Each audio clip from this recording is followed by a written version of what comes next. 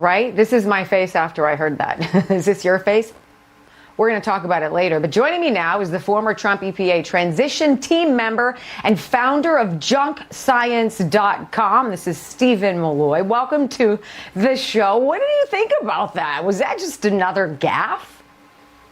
Hey, Wendy, thanks for having me. Well, yeah, I mean, first off, Joe Biden's just up there reading the propaganda somebody else has written for him. But also in his own mind, you know, he's still one of these people that's stuck in 1980s, junk science, believing that there are these, evil chemicals in the environment causing cancer. That doesn't happen. We know that now. Might not have known it then, but we know it now. And so he's just geezing, as you might imagine someone in his, mental condition would do. Amen. $2.3 billion in funding for cities.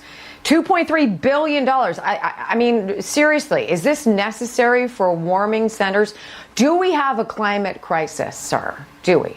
Yeah, no, there's no climate crisis. There's no climate emergency. Spending $2.3 billion is not going to make a difference. That's not enough money to do anything. If he wants to really help people, what he needs to do is lower energy prices, lower inflation, allow people to air condition their homes, allow people to be wealthier so that they could buy homes that have air conditioning. All these things he could do. Instead, he is just banging the drum for the climate agenda. That is the most important thing to him. He doesn't care about anything else, not gas prices, not inflation, not the border, you name it. The climate crisis, his climate agenda, not the climate crisis, is the most important thing for him. I wonder what you think about these windmills, right? So he's thinking about putting a windmill here. We're going to do all this electric stuff, but it's going to, if you plug in your car, all the cars are going to need, it's going to, you're going to use 4 times more electricity than you will when you turn on the air conditioner. Do you listen to this, Stephen? Does this make sense to you, or are you hearing a lot of the same BS we are? Well, it doesn't make sense at all. I mean, all you need to do is look at Germany. Germany has spent almost $1 trillion on windmills and solar panels, and it has been a total disaster. Germans pay the highest electricity prices in the world. The weather is the same, and now they have to reopen. They're reopening 27 coal plants, and they have to figure out how to get off Russian gas and Russian coal.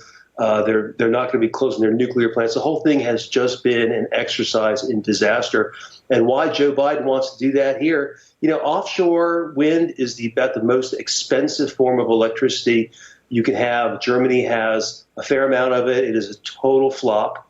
During the month of March, I think wind failed 90% of the time.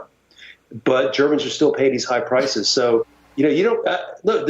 You don't even have to argue about this anymore. You can just look at the German experience. Right.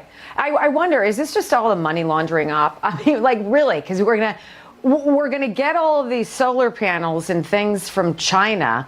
Hello, as China buys up our farmland and puts the squeeze on us and all the other things that China's doing, we'd have to give a whole show to it. Is it all just one big operation, do you think? Or do they actually believe in this? No, it's a political operation. I mean, we have, American communists who want to control our lives through climate and whatever else they can do.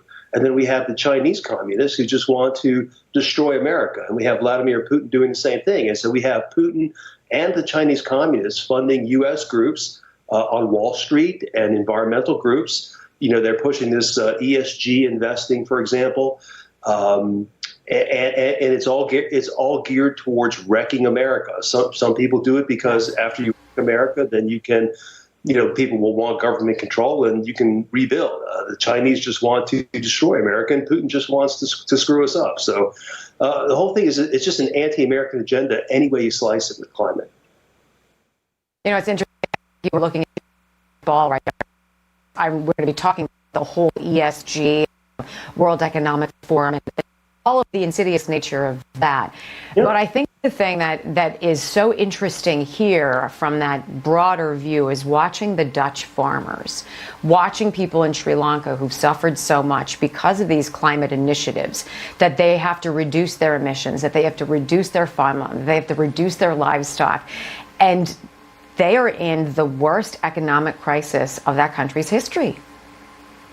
Look, there's 2 things you got to remember with anything green. It's fraud and it leads to disaster. Sri Lanka is a great example. In the Netherlands, the Dutch farmers are rebelling.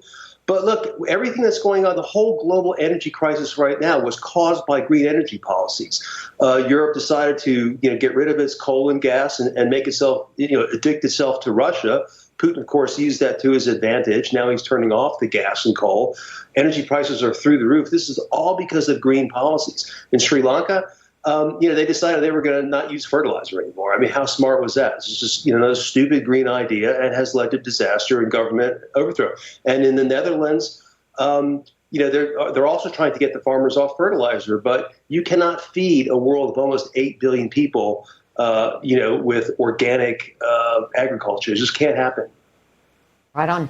It's the culture of fear. It's the only thing they have going for them, because if you don't have facts to support your failed policies, you need to stoke. Yep. That's what this is.